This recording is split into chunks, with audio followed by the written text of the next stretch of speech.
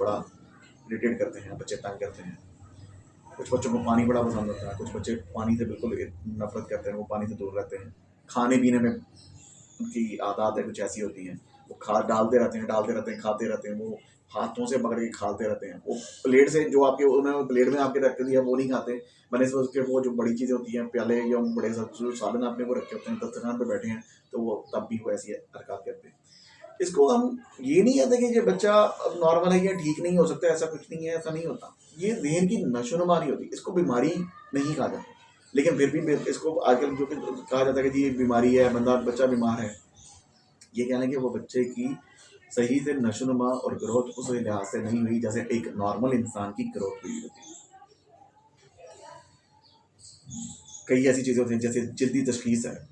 अगर आपको ये अलामत नज़र आती हैं तो ये जल्दी तशखीस में ये होता है कि बच्चों को खारिश, बच्चे अपना बाल बाल पर